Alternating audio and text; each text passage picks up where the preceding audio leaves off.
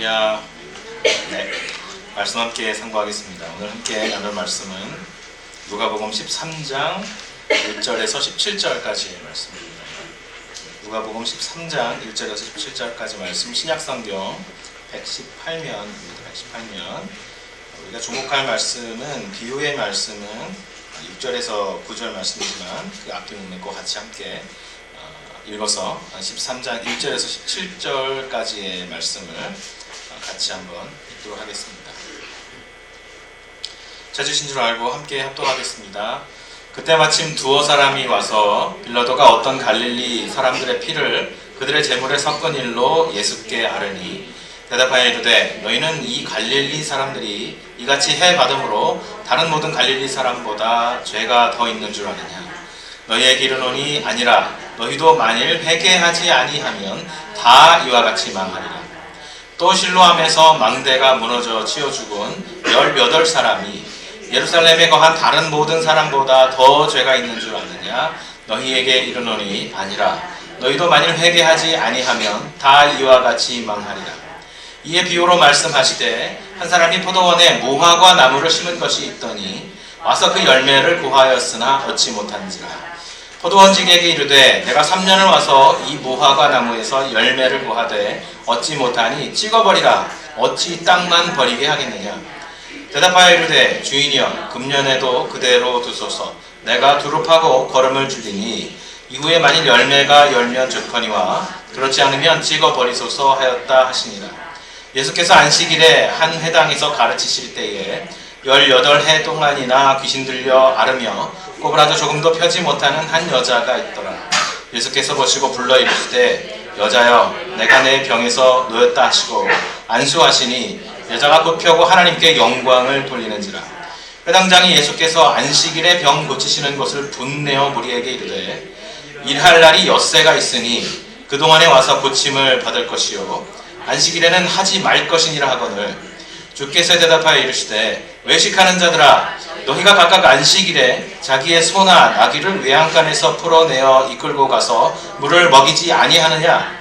그러면 18해 동안이나 사단에게 매임받은 이 아브라함의 딸을 안식일에 그 매임에서 본 것이 합당하지 아니하냐? 예수께서 이 말씀을 하시매 모든 반대하는 자들은 부끄러워하고 온 무리는 그가 하시는 모든 영광스러운 일을 기뻐하니라. 아멘. 할렐루야. 네. 지금은 어떤지 모르겠는데, 중고생 시절 아침에 등교 버스를 타고 내릴 때, 또 대학생 시절 캠퍼스에 가기 위해서 아침 일찍, 저는 수원에서 서울 학교를 다녔는데, 아침 일찍 1호선 전철을 타고 내릴 때면 매일같이 예외 없이 한바탕 서로 몸을 부딪히고 땡기고 미는 그런 전쟁들을 치러야 했습니다. 아마 여러분들도 그런 경험을 하지 않으셨을까 생각합니다. 차가 자주 없어서 그랬다기보다는 워낙 같은 시간에 등교나 출근하는 사람들이 몰리다 보니까 누구나 불가피하게 겪을 수 없는 일이었다라는 생각이 듭니다. 상황이 이렇다 보니까 자칫 차에 탄 채로 엉뚱한 생각을 하거나 졸기라도 하면 내려야 하는 역을 지나쳐서 한두 정거장 다음에 허겁지겁 내리는 일이 다반사였습니다. 그럴 경우에 다음 정거장에서 내려서 길을 건너서 지하철역을 반대 방향으로 옮겨서 다시 버스나 전철을 타고 목적지를 향해서 거슬러 와야 합니다. 대체로 고등학생들은 이른 아침부터 보충 수업이 있기 때문에 이 정도 시간을 길에서 허비하고 나면 보나마나 이미 지각입니다. 그나마 순진한 학생들은 헐레벌떡 뛰어가고, 저처럼 약삭 빠른 학생들은 재빨리 학교 뒷담이나 개구멍을 찾아서 몰래 들어가기도 했습니다. 하지만 당시에 고등학교의 학생주임, 학주라고 하죠. 학생주임을 맡을 정도의 내공이 되면 학교 울타리에 몇 개의 개구멍이 있는지, 학교담이 어디가 뛰어넘기가 허술한지 이미 다 알고 있습니다. 그래서 종종 담을 넘고 구멍을 지나서 힘겹게 학교로 들어갔는데, 바로 학주의 그 귀 잡아당기기 신공에 잡혀서 질질 끌려가는 날들도 있었습니다. 대학 시절에는 고등학생 때 누리지 못했던 무한한 자유를 누리다 보니까 이 정도로 수업에 많이 늦게 되면 아예 자체 휴강을 선언하고 아름다운 캠퍼스의 잔디밭을 거니거나 먹는 둥 마는 둥 하고 나왔던 아침을 제대로 먹기 위해서 학교 캠퍼스가 아니라 바로 식당으로 갔던 일도 적지 않습니다. 어쨌든 그 당시에 저를 포함한 학생들은 참 순진하기 그지없어서 아무리 늦었어도 반드시 학교에 가야 한다는 암묵적인 의무감을 어기지 못했던 것 같습니다. 대체적으로는 그랬습니다. 정거장을 놓친 핑계로 그대로 기차역으로 내달아서 역사 화장실에서 교복을 사복으로 갈아입고 용감하게 가출을 감행했던 예외적인 몇 차례의 경험들을 제외하고는 저도 늘 학교로 돌아가긴 했습니다. 그러니까 퍼센테이지로 치자면, 등교율로 치자면 거의 99%에 달하는 학생이었으니까 꽤 바른 생활을 하는 학생이었던 것 같습니다. 하지만 저도 역시 늘 돌아갔습니다. 가출을 해서도 돈이 없어서 얼마 버티지 못하고 다시 잡혀오거나 자발적으로 돌아와서 잘못했다고 머리를 숙이고 들어가는 것이 전부였기 때문에 집으로 그리고 학교로 교환율로 치자면 100%에 달하는 늘 자복하고 회개하고 돌아오는 매우 건전한 학생이었습니다. 사랑하는 성도 여러분, 여러분들도 이런 경험이 있으신지요? 아니, 제가 가출한 경험을 말씀드리는 게 아니라 등교 시간에 혹은 출근 시간에 콩나물 시루 같은 버스에서 전철 안에서 사람들에 밀려서 졸다가 엉뚱한 생각을 하다가 너무 덥고 짜증이 나서 딴 생각을 하다가 내려야 하는 역을 놓치고 내리지 못했던 그런 적이 혹시 있으신지 모르겠습니다. 이처럼 어떤 이유에서든지 여정의 목적지와 방향을 이탈했을 때 그 걸음을 멈추고 방향을 거꾸로 다시 잡아서 원래 가야 할 목적지로 돌아가는 것, 그것을 성경은 그리고 그리스도인들은 회개라고 합니다. 멈춰서 방향을 반대로 바꿔서 다시 원래 가야 할 곳으로 돌아가는 것까지가 회개입니다.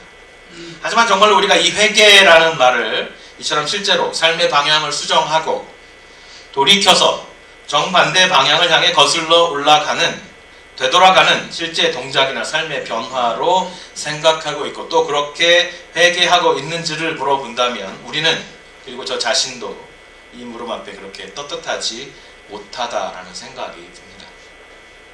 내려야 할 정거장을 지나친 걸 알면서도 지나갔네, 안타깝네, 마음이 슬프네, 놓쳤네, 후회스럽네, 이런 생각을 할 뿐 내리지 않는 것, 그 차에 그냥 타서 계속 가는 것, 그저 마음으로 안타까워하고 눈물을 흘리고 슬퍼하는 것, 어떡하지? 점점 멀어져 가네. 이것을 우리는 회개라고 하지 않습니다. 이것은 회개가 아닙니다. 차에서 내려서 길을 건너야 합니다. 거꾸로 거슬러 가는 차에 다시 올라타서 원래 방향으로 돌아가야 합니다. 그것이 회개입니다. 여러분, 어떨 때 우리는 지나친 걸 알면서도 그 차에서 내리지 않게 되나요? 어떨 때 우리는 그 차에서 내리지 않게 되나요? 그 가야 할 곳으로 가고 싶지 않을 때 주로 그렇습니다. 저기로 가야 하는데, 가야 하는 걸 알고서 차를 탔는데 지나쳤을 때 차에서 내리지 않아요. 가기 싫으니까. 여러분, 요나의 이야기 아시죠? 하나님께서 분명히 다메섹으로 가라고 했어요. 근데 다시스로 가는, 니느웨로 가라고 했는데 다시스로 가는 배를 타고 정반대 방향으로 갑니다. 그가 어느 배를 타야 하는지 알고 있었습니다. 그런데 가기 싫은 것이죠. 지나쳤다는 핑계로 그대로 가출을 하고 싶었을 때 제가 그랬습니다. 학교로 돌아가기 싫었습니다. 괜히 아버지한테 한번 반항하고 괜히 문제를 한번 일으켜보고 싶었습니다. 여러분, 그런 회개는 거짓말입니다. 그냥 거짓말이에요. 그냥 말로만의 회개입니다. 이런 회개가 우리의 삶에 일상화되지 않을까 우리가 생각해보게 됩니다. 오늘 본문은 이 회개에 대해서 말해주고 있어요. 뭐라고 말하고 있을까요?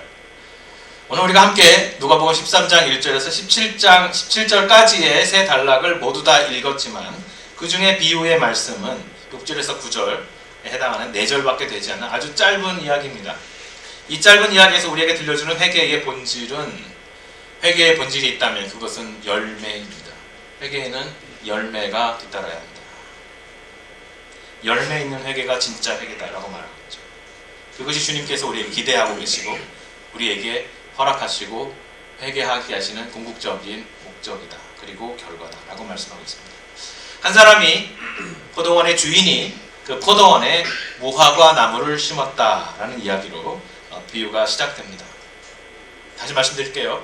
주인이 자기의 포도원에 무화과 나무를 심었다는 것입니다. 무화과 나무. 좀 이상하죠? 포도밭에 왜 무화과 나무를 심었을까? 여기서부터 좀 생각을 해봐야 돼요. 포도밭에 왜 무화과 나무를 심었을까요? 포도원이면 포도나무 얘기를 하는 것이 정상인데, 그리고 일상적인데, 주님께서는 왜 포도원에 심겨진 무화과 나무 얘기를 하고 계시는 것일까? 물론 당시에 포도원에 무화과 나무를 심는 것이 아주 흔한 일이었다고 합니다. 포도나무는 나무의 줄기를 길게 뻗어서 그 긴 줄기 여기저기에 열매를 맺게 되는데, 무화과 나무가 포도나무 곁에서 그 줄기가 타고 올라갈 수 있도록 지지대 역할을 해준다는 것입니다.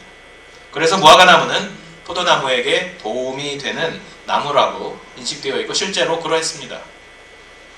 포도원 안에 심겨진 나무, 즉 포도원의 식구이면서도 포도나무들에게 의지가 되는 나름 매우 중요한 역할을 하고 있는 나무, 무화과 나무였다는 것입니다. 하지만 주인이 이 무화과 나무에게 기대하고 있는 것은 그저 포도나무 줄기가 타고 올라갈 수 있는, 뻗어갈 수 있는 버팀목의 역할, 지지대의 역할만 하는 것이 아니었습니다. 주인은 비록 무화과 나무가 고맙게도 포도나무가 열매들을 맺힐 수 있는 지지목의 역할을 해주고 있지만, 정작 그가 이 무화과 나무에게 기대하고 있는 것은 무화과 나무의 본질, 뭐죠? 무화과라는 열매를 맺는 것이었습니다. 그 무화과라는 열매, 내가 무화과 나무입니다 라는 본질을 드러내주기를 기다렸다는 것입니다. 무화과 나무가 제 기능을 잘 하고 있어요. 포도나무에서 포도 가지들이 주렁주렁 타고 올라가서 그곳에서 포도 열매를 맺히고 있습니다. 잘 손을 뻗어서, 가지를 뻗어서 포도나무에게 도움을 주고 있습니다. 그러나 주인이 정말로 요구하는 것, 그 역할보다 더 중요하게 요구하는 것은 무화과 나무가 무화과 열매를 맺는 것이었다는 것입니다. 이 포도원의 무화과 나무는 사실은 아주 큰 제대로 역할을 하고 있는 나무였던 것 같습니다.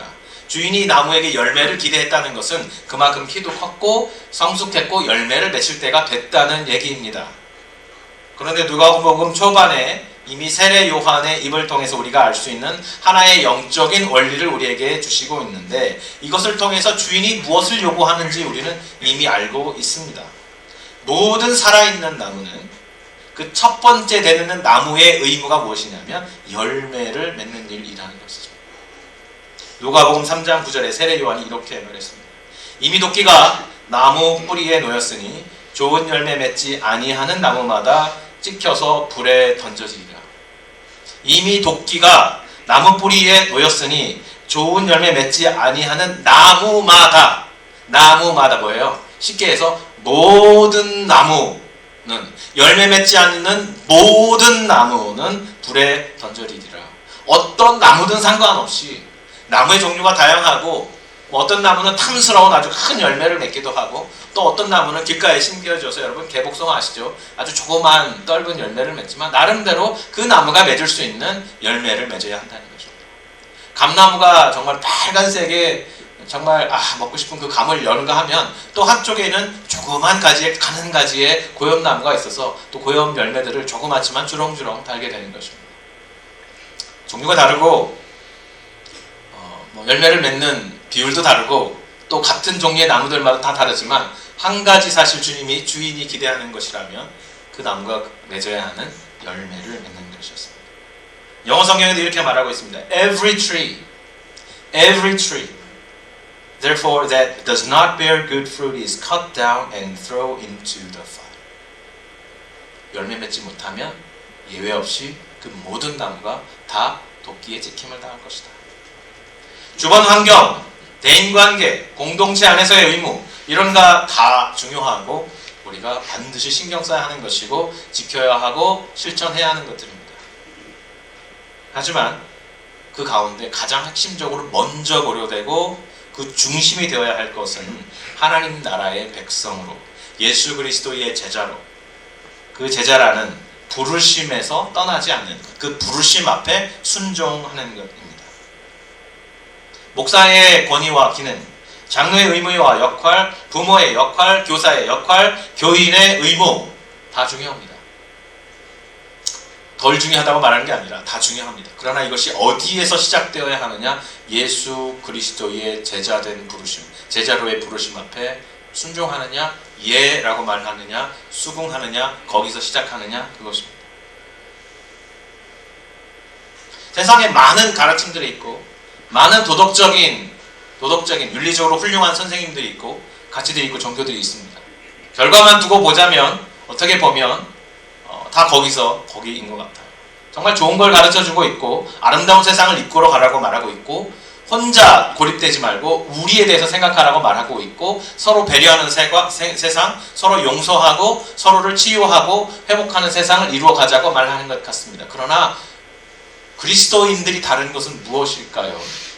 어디에서 시작하는 것일까? 예수 그리스도.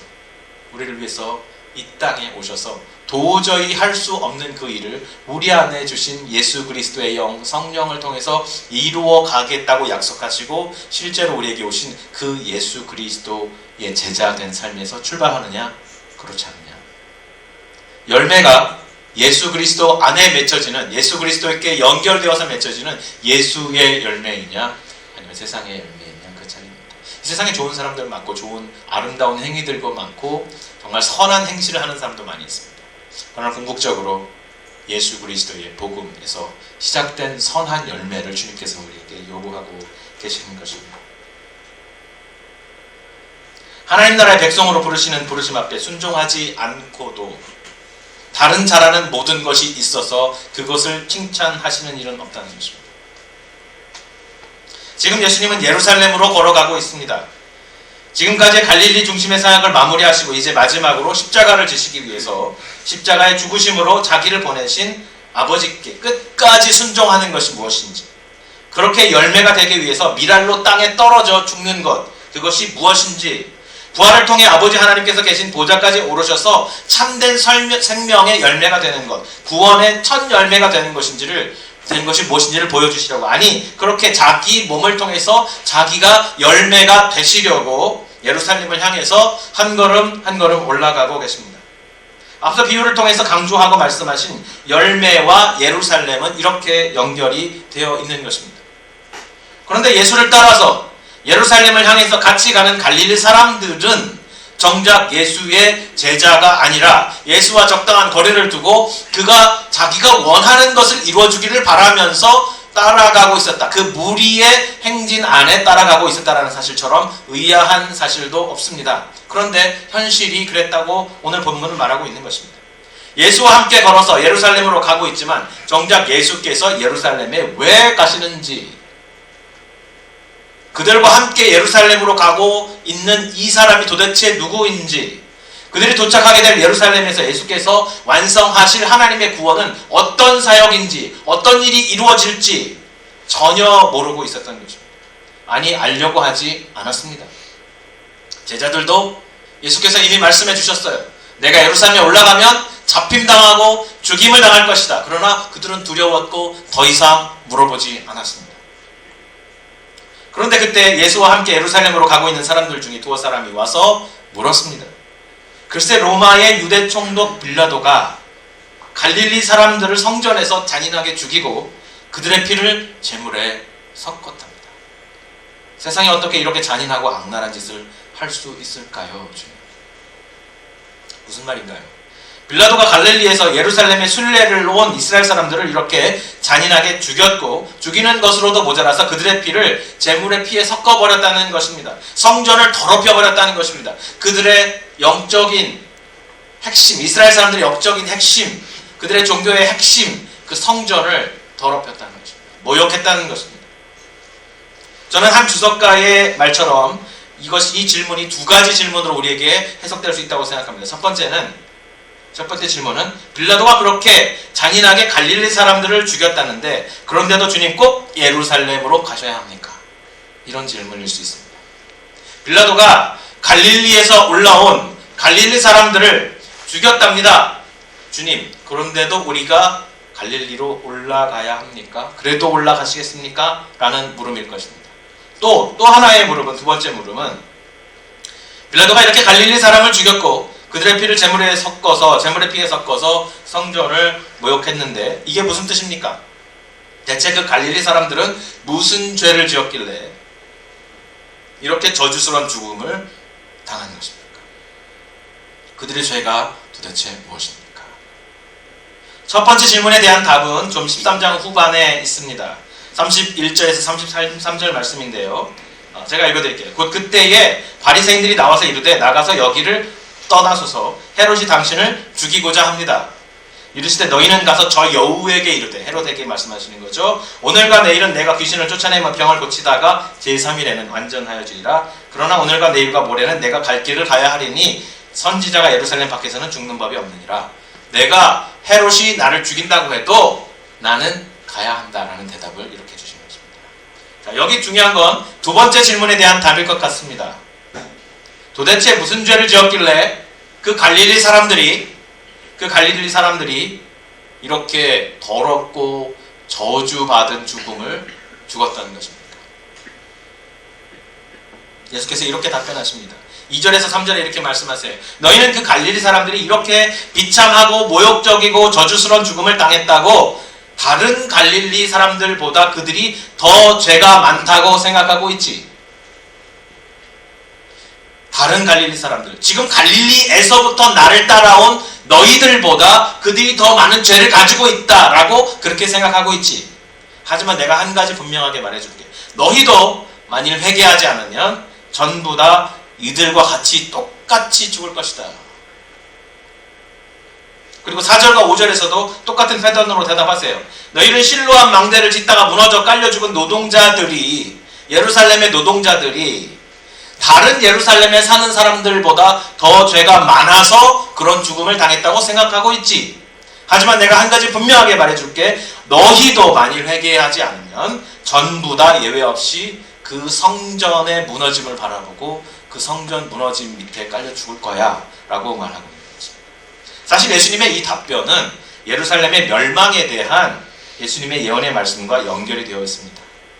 오늘 본문 중에, 오늘 13장 말씀 중에 34절에서 35절 말씀을 한번 읽어볼게요. 34절에서 35절 말씀.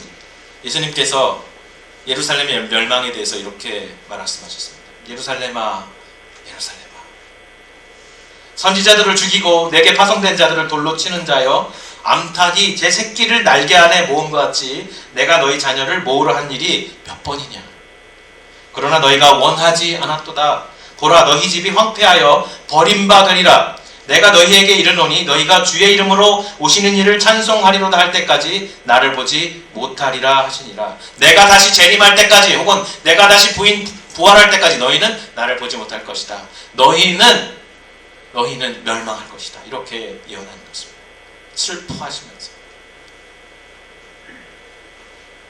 아마 예수님에 앞서서 미리 갈릴리에서 예루살렘으로 올라간 사람들 중에, 아마 성전에서 제사를 드리려고 올라간 사람들 중에 제사를 핑계로 로마의 정치인들과 군인들을 암살하는 열심당, 레지스탄스들이 있었던 것 같습니다. 그걸 미리 알아챈 빌라도가 군인들을 보내서 이 열심당원들이 성전에 모였을 때 그들을 모두 죽였습니다. 그리고 본보기를 보이려고 일부러 유대인들에게 모욕감을 주고 그들에게 두려움을 심어주기 위해서 그들의 피를 제물에 섞어서 성전을 더럽혀 버렸던 것입니다. 예수님께서는 지금 자신이 예루살렘으로 올라가는 목적 앞에 앞서서 성전에서 죽임을 당한 갈릴리인들과 같은 이유로 올라가고 있는 것으로 착각하고 있는 사람들에게, 그러니까 예수님이 지금 예루살렘으로 가고 있는 목적이 그 앞서서 간 사람들과 똑같이 로마와 싸워서 이 나라를 회복시켜야 한다라고 생각하고 있는 사람들, 예수님께서 참으로 예루살렘에 올라가서 하셔야 할 일들을 전혀 하지 못하고 있는 사람들에게 이렇게 경고하고 있는 것입니다. 그들이 너희보다 죄가 많아서 이런 비참하고 저주스러운 죽임을 당한 것이 아니라 너희도 지금 나를 통해 선포되고 있는 이 하나님 나라의 복음을, 그 초대를, 예수의 나의 제자로 부르는 이 초대에 응하지 않는다면 결국 이 예루살렘이 망할 것이고 너희가 이 나라를 회복하려고 하는 그 칼로 인해서, 로마인의 칼로 인해서 이 나라가 망할 것이다.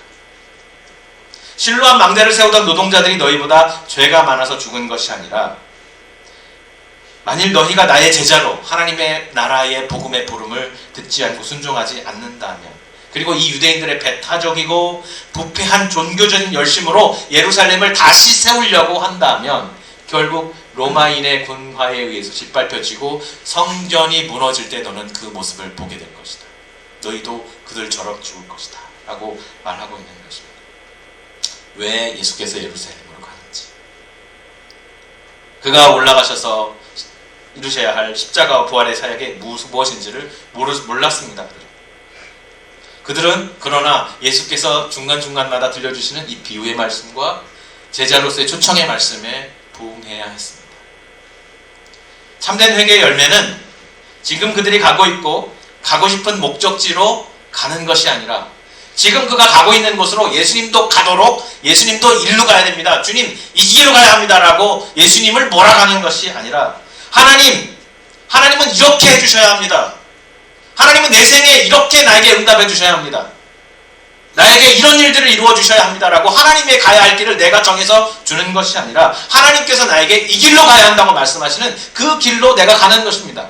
내가 가는 길이 잘못됐다면, 내가 타고 있는 버스가 역을 지나갔다면 내려서 거꾸로 돌아와서 가야 할 그 길로 돌아가는 것, 그것이 회개입니다. 그것이 회개의 열매입니다. 아마 이들은 예수님을 따라서 같이 가고 있지만 얼마 후에 예수께서 십자가에 잡히셨을 때 그 예수를 십자가에, 군인들에게 잡혔을 때 십자가에 못 박아 죽여야 한다고 소리 지르던 똑같은 군중일지도 모르겠습니다. 그들은 그들이 원했던 목적지, 그들이 원했던 예루살렘의 회복이라는 방법이라는 버스에 내려서 복음으로 돌아가는 길을 택하지는 않았습니다. 십자가의 죽음과 부활을 통해 맺혀지는 예수라는 구원의 첫 열매에 연합되는 것을 택하지 않았습니다.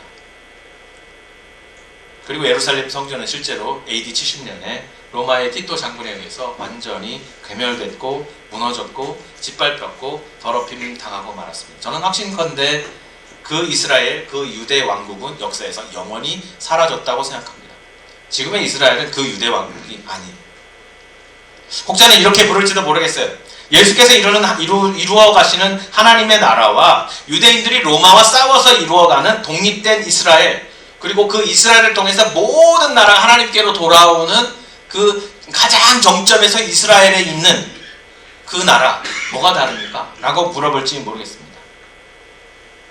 왜 예수께서 유대인들과 함께 싸워서 로마를 몰아낼 수는 없었습니까? 이렇게 물을 것 같습니다. 어쩌면 외견적으로는 비슷한 나라가 됐을지도 모르겠어요. 하지만 아마 그랬다면 오늘의 역사가 조금 바뀌진 않았을까라는 생각이 듭니다.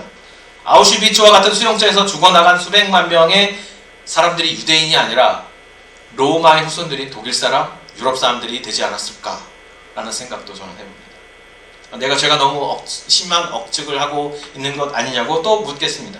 그러나 저는 바로 비유 다음 문단에 나와 있는 것 보고 그 씨앗이 얼마든지 있었다는 것을 볼 수 있어요. 18회 동안 꼬부라져 있던 여인에게 안식일이니까 하루 더 꼬부라져 있어라 라고 말하는 유대인들입니다. 고칠 일이 있으면 주중에 고치고 안식일에는 하지 마라. 이 말은 뭐냐면 18회 동안 18년 동안 장애인으로서 꼬부라져서 고통을 당하고 있는 그 여인에게 오늘은 안식일이니까 우리가 지켜야 하고 우리의 종교의 규약이고 우리 종교의 약속인 예배의 시간이니까 거기서 당신은 하루 더 소외된 채 있어라, 꼬부란 채로 그냥 있어라, 이런 얘기를 하고 있는 것입니다. 예수께서 이 여인의 꼬부라짐을 고쳐주셨고 귀신을 쫓아내주셨고 그 생명을 다시 찾아내주셨어요.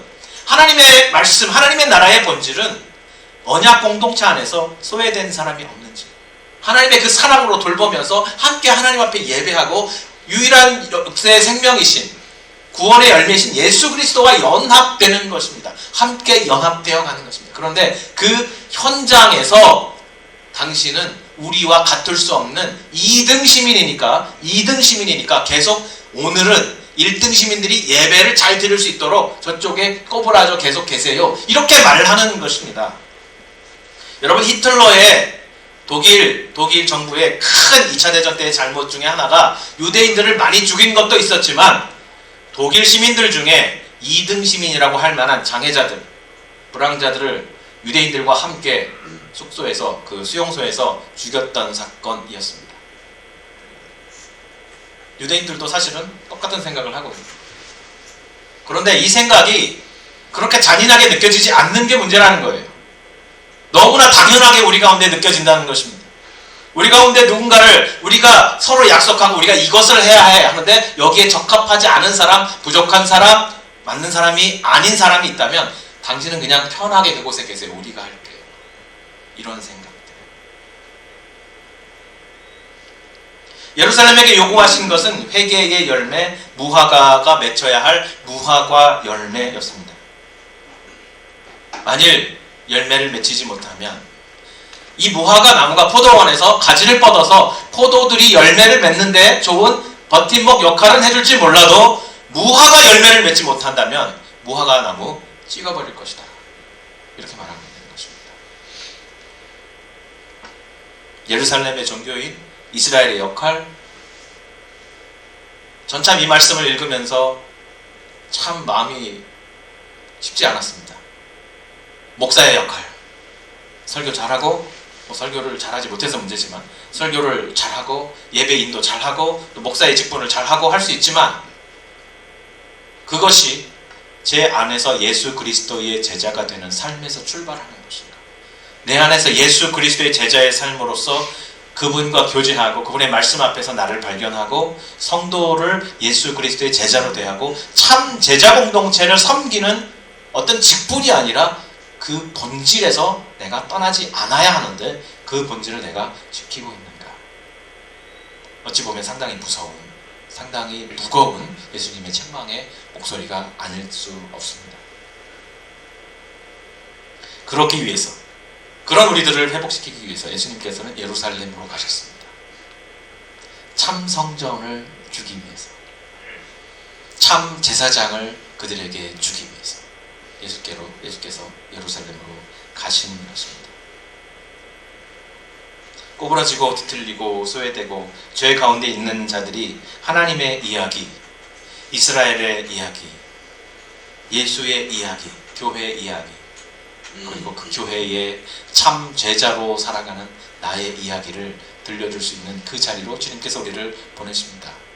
아름다운 성전으로 우리를 보내시는 것이 아니라 이미 참 성전으로 우리에게 오셨고 참 제사장으로 오셔서 그에게 연합되어서 내가 있는 모든 자리에서 이 공동체 안에서 예수 그리스도의 그 제자의 삶을 살게 하시는 주님께서 내가 살아가는 그 현장에서 예루살렘이 아니라 그 회당에서 꼬부라진 사람이 있는 그곳에서 참된 복음을 전하라고 우리를 보내시는 것입니다. 내가 가야 할 곳으로 돌아가는 것, 그것이 회개입니다. 예수 그리스도의 제자로의 부르심을 응답하는 것, 하나님의 나라의 백성으로서의 부르심 앞에 먼저 응답하는 것, 그리고 그 삶이 내 안에서 이루어내시는 구원의 능력으로 통해서 열매를 맺어가는 것, 그것이 주님께서 우리를 부르시는 열매 맺는 삶의 시작인 것입니다. 주님께서 요한복음 15장 5절에 이렇게 말씀하셨어요. 나는 포도나무요 너희는 가지라. 그가 내 안에 내가 그 안에 거하면 사람의 열매를 많이 맺나니 나를 떠나서는 너희가 아무것도 할 수 없습니다. 예수로부터 시작되는 제자의 삶. 우리가 좋은 것 많이 할 수 있어요. 우리가 선행도 할 수 있고 우리의 삶에서 희생할 수 있고 져줄 수 있고 용서할 수 있습니다. 그러나 우리의 그 용서하고 사랑하고 포용하고 돌아보는 일이 어디에서 시작되는가? 예수 그리스도의 십자가에서, 그의 부활의 현장에서, 그에게 연합됨으로 시작되는 것. 그것이 우리에게 참된 열매의 시작입니다. 고린도전서 9장에서 바울이 이렇게 말합니다. 내가 모든 사람을 하나님께로 인도하고 그 후에 혹시 내가 버림을 당하지 않을까? 내가 몹시 두렵다. 고린도전서 9장 27절 말씀이죠. 내가 내 몸을 쳐 복종하게 함은 내가 남에게 전파한 후에 자신이 도리어 버림을 당할까 두려워합니다. 주님께서 우리에게 우리가 잘하는 것, 우리가 해야 하는 것 의무, 중요하고 복음을 전해야 하고 또 교회에서 이러한 직분을 행해야 하고 이런 직능을 행해야 하고 참 중요하지만 어디에서 시작할까? 무엇으로 시작할까? 내 안에 요구하시는 그 무화과 열매를 맺는 것, 예수 그리스도에게 연합될 때만 맺어지는 그 복음의 열매를 맺는 것, 그것을 주님께서 요구하고 계십니다. 여러분의 마음이, 여러분의 영혼이 누구에게 연합되어 있습니까? 오늘 다시 예수께로 나아가고 우리를 위해서 죽으신 그 예수, 우리를 위해서 십자가 지신 그 예수, 그분 앞에 우리가 오늘 찬양 드렸던 것처럼 주의 사랑이, 예수의 사랑이 나를 구했네 고백하며, 주님, 내가 예수 그리스도로 인해서, 내 안에 계신 성전 되시는, 참 성전 되시는 예수 그리스도로 인해서, 그 성전의 참 제사장 되신 예수 그리스도로 인해서 그 사랑이 내 안에 풍성해서 넘쳐서, 그래서 그 사랑 안에 연합된 그리스도의 제자, 하나님 나라의 언약 백성이 된 그 아이덴티티 때문에, 계속해서 내 안에서 넘쳐나는 성령의 채우심 때문에 열매가 맺어지게 해주십시오. 내가 있어서 내 손을 뻗어서 뭔가 일을 하려고 하는 것이 아니라 내 뿌리에서, 복음의 뿌리에서부터 내게 부어져서 넘쳐나는 그 복음의 능력으로 말미암아 맺혀지는 열매를 맺게 해주십시오. 아마 무화과 나무는 오해하고 있었을 거예요. 자기 팔에서 포도나무가 맺혀진 것을 보고 자기 열매라고 생각하고 있었겠지만, 주님께서, 그 주인이 와서 말씀하시는 것입니다. 나는 내 가지에서 맺혀지는 무화과 나무를 원한다. 주님, 내 삶에 그리스도 안에 있는 그 복음의 능력으로 말미암아 나의 열매가, 회개의 열매가 맺혀지게 하옵소서. 나와 동행하시옵소서. 다시 십자가로 돌아갑니다. 다시 주님께로 돌아갑니다. 우리가 이런 고백으로 하나님 앞에 나갈 수 있기를 소원합니다.